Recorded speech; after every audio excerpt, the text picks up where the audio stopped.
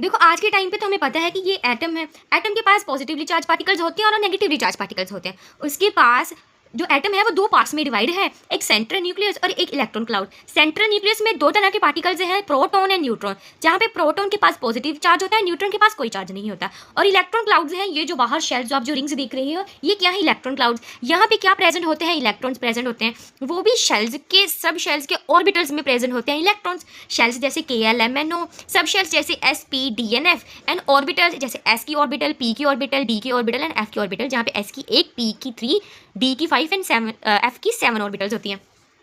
और हमें ये पता है कि किसी भी मैटर को बनाने वाला कौन है? एटम। जब बेसिक बिल्डिंग ब्लॉक सभी मैटर के कौन है? एटम्स। मीन्स कुछ भी है, कोई भी चीज़ है, कोई भी मैटर है, उसको कौन बनाता है? उनको अल्टीमेटली बनाते हैं एटम्स।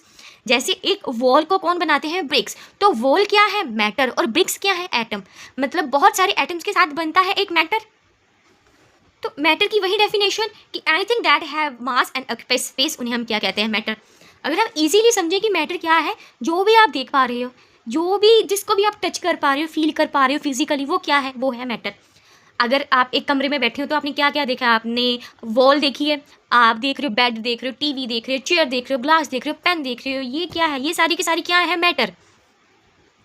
तो मैटर या बन सकता है सेम टाइप के एलिमेंट्स के साथ, या बन सकता है डिफरेंट टाइप के एलिमेंट्स के साथ। सेम टाइप के elements for example oxygen gas, hydrogen gas, helium gas, and different elements like water and NaCl that is table salt. तो एटम क्या है? इंडिविजुअल बिल्डिंग ब्लॉक जो किसे बनाता है? एटम। हर एक मैटर को, एलिमेंट को कौन बनाता है? एटम। जो भी चीज़ इस अर्थ पे प्रेजेंट है वो सारी की सारी किसकी वजह से बनी हुई है या किन से बनी हुई है? वो बनी हुई है एटम्स के साथ। जब सेम टाइप के एटम्स जुड़ जाते हैं तो वो एलिमेंट बना देते हैं, और जब अलग अलग एलिमेंट्स जुड़ जाते हैं तो वो अलग अलग तरह के मैटर बना देंगे, कुछ थिंग्स बना देंगे, राइट। और मैटर क्या है? वो फिजिकल स्टफ है जिसको आप देख सकते हो, जिसको आप टच कर सकते हो, और जो इन्हीं एटम्स के साथ बना हुआ है। तो हमने देखा कि एक एटम के पास न्यूक्लियस होता है और इलेक्ट्रॉन क्लाउड होता है। अभी एटम का जितना भी वेट है, जितना भी मास है, वो सिर्फ और सिर्फ या 99.9% कौन डिटरमाइन करता है या किसकी वजह से होता है? वो होता है न्यूक्लियस की वजह से। न्यूक्लियस के पास दो टाइप के पार्टिकल्स होते हैं, एक होते हैं प्रोटॉन और एक होता है न्यूट्रॉन। जहाँ पे प्रोटॉन होता है पॉजिटिवली चार्ज पार्टिकल, और जितने नंबर ऑफ प्रोटॉन होंगे उतना ही उसका एटॉमिक नंबर होगा एलिमेंट का। जैसे अगर एक एलिमेंट के पास एक प्रोटॉन है तो उसका एटॉमिक नंबर क्या होगा? 1। अगर 2 प्रोटॉन है तो एटॉमिक नंबर कितना होगा? 2। एंड होता है न्यूट्रॉन। न्यूट्रॉन जिसके पास कोई चार्ज नहीं होता, ना पॉजिटिव ना नेगेटिव, कोई चार्ज नहीं होता, वो होता है न्यूट्रॉन, जो कि एक ग्लू की तरह एक्ट करता है। जितने भी प्रोटॉन्स हैं ना, उनको बाइंड करके रखता है एक साथ, जिसकी वजह से वो सारे के सारे इकट्ठे हो जाएं और हम उस एटम को कोई ना कोई वेट या कोई ना कोई मास दे पाए। तो ये सीधा सीधा समझ लो कि अगर एक एटम का जितना भी वेट है ना, उसका 99.9% न्यूक्लियस की वजह के साथ है। और अगर एक एटम का जितना साइज है ना, तो वो किसकी वजह से है? वो इलेक्ट्रॉन क्लाउड की वजह से। मतलब एक एटम का साइज कौन डिटरमाइन करता है? Electron cloud. तो इलेक्ट्रॉन क्लाउड क्या है? न्यूक्लियस के आसपास जितनी भी स्पेस है जहाँ पे इलेक्ट्रॉन्स पाए जाते हैं, उसको हम कहते हैं इलेक्ट्रॉन क्लाउड। ये बहुत vast expense of nearly empty space, मतलब ये स्पेस तो बहुत बड़ी होती है लेकिन ये ज़्यादातर एम्प्टी होती है, खाली होती है। जहाँ पे क्या पाए जाते हैं? जहाँ पे पाए जाते हैं इलेक्ट्रॉन्स। और हमें पता है इलेक्ट्रॉन्स कहाँ पाए जाते हैं? शेल्स के पास अंदर पाए जाते हैं। शेल्स में भी वो सब शेल्स में, और सब शेल्स के भी वो ऑर्बिटल्स में पाए जाते हैं। और एक इलेक्ट्रॉन जो होता है, जहाँ हर एक इलेक्ट्रॉन एक्सट्रीमली टाइनी होता है, बहुत ज़्यादा छोटा होता है। अगर हम प्रोटॉन से कंपेयर करें ना, तो वो 1/1836 ऑफ प्रोटॉन के साइज़ का है। मतलब एक प्रोटॉन से वो इतना ज़्यादा छोटा है। तो जो एक इलेक्ट्रॉन हो वो एक्सट्रीमली टाइनी, बहुत छोटा है, और इसके ऊपर कौन सा चार्ज होता है? नेगेटिवली चार्ज पार्टिकल होता है। कितना चार्ज होता है? नेगेटिव चार्ज होता है, सॉरी। तो एक अगर हम न्यूट्रल एटम की बात करें तो जितने उसके पास प्रोटॉन के नंबर होंगे उतने ही उसके पास इलेक्ट्रॉन के नंबर भी होंगे। अगर उसके पास 11 प्रोटॉन के नंबर है तो 11 ही इलेक्ट्रॉन के नंबर होंगे। मैं उन एटम की बात कर रही हूँ जो न्यूट्रल हैं। सिंपली जितना पॉजिटिव चार्ज उतना ही नेगेटिव चार्ज। जहाँ पे जो इलेक्ट्रॉन है वही डिटरमाइन करता है कि उस एलिमेंट का, उस एटम का केमिकल बिहेवियर कैसा है, केमिकल नेचर कैसा है, या फिजिकल अपीयरेंस कैसी है, फिजिकल बिहेवियर कैसा है। तो जैसे मैंने बताया कि ये जो रेड पार्ट है ना, सिर्फ और सिर्फ ये क्या है? न्यूक्लियस। न्यूक्लियस पे आपके पास होता है प्रोटॉन एंड न्यूट्रॉन, और इसी न्यूक्लियस की वजह से जो जितना भी एटम का वेट है ना, वो सिर्फ और सिर्फ इस रेड पार्ट की वजह से ही है। और जितना भी इस एटम का साइज है ना, ये रिंग्स की वजह से ही है, इस इलेक्ट्रॉन क्लाउड की वजह से ही है। मतलब अगर हम वेट को डिटरमाइन करना है किसी भी एटम के, तो वो किसके ऊपर डिपेंड करता है? वो न्यूक्लियस के ऊपर डिपेंड करता है, या नंबर ऑफ प्रोटॉन के ऊपर डिपेंड करता है। और अगर हम साइज की बात करें तो साइज किस पे डिपेंड करता है? इलेक्ट्रॉन क्लाउड के ऊपर डिपेंड करता है। तो देखो अभी तो हमें एटम की एग्जिस्टेंस कब फाइंड हुई थी या कब लोगों ने सोचा था, वो 400 BC की बात है, मतलब बहुत बहुत बहुत साल पुराना एक पहले की बात है। तो क्या था, इंडियन फिलोसफर और ग्रीस फिलोसफर ने अपनी अपनी जगह पे कुछ सोचा कि अगर हम किसी भी मैटर को कट करें, उसको कट करी जाए, तो क्या ऐसा होगा कि हम उसको इनफाइनाइट टाइम तक कट कर सकते हैं। मतलब अगर हम एक मैटर को कट करी जा रहे उसके स्मॉल स्मॉल स्मॉल पीसेस कर रहे हैं, तो ये प्रोसेस हम हमेशा के लिए कर सकते हैं, मतलब कभी ये ख़त्म नहीं होगा।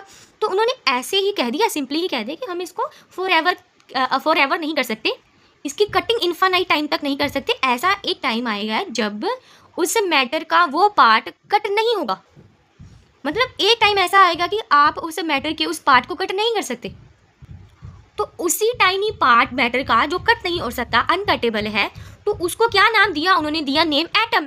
अब इंडिया में किसने किया था, किन्होंने किया था, वो किया था महर्षि कन्नड़ा ने, जिन्होंने इसको उस टाइनी पार्ट को कहा था परमाणु या अणु।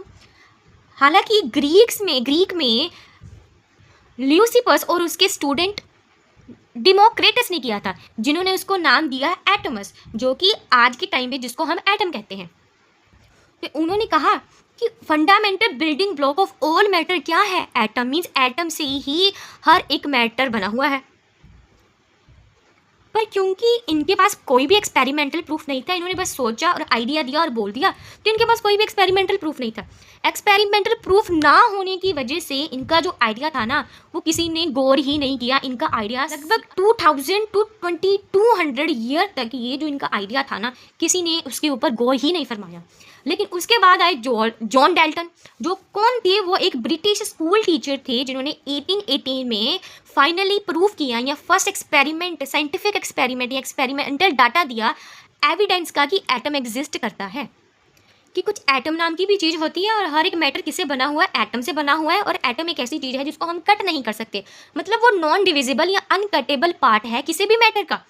तो डाल्टन ने क्या किया, डाल्टन ने एक्सपेरिमेंट्स करे गैस पे और केमिकल रिएक्शन पे, और उन्होंने देखा कि अगर कोई भी कंपाउंड बनता है तो वो एलिमेंट्स की फिक्स्ड रेशो या सेम नंबर ऑफ पार्टिकल्स से ही बनता है। जैसे अभी हमें पता है कि जो अगर हम एक वाटर के मॉलिक्यूल की बात करें तो वो 2 हाइड्रोजन और 1 ऑक्सीजन के एटम के साथ बनता है। तो उन्होंने भी कुछ ऐसा ही कहा था कि अगर कोई भी कंपाउंड बनता है ना, तो वो एलिमेंट्स की फिक्स्ड रेशो के साथ ही बनता है, जैसे 2:1 in the case of water. और ये मैंने एग्जाम्पल खुद दिया, उन्होंने नहीं कहा था ये।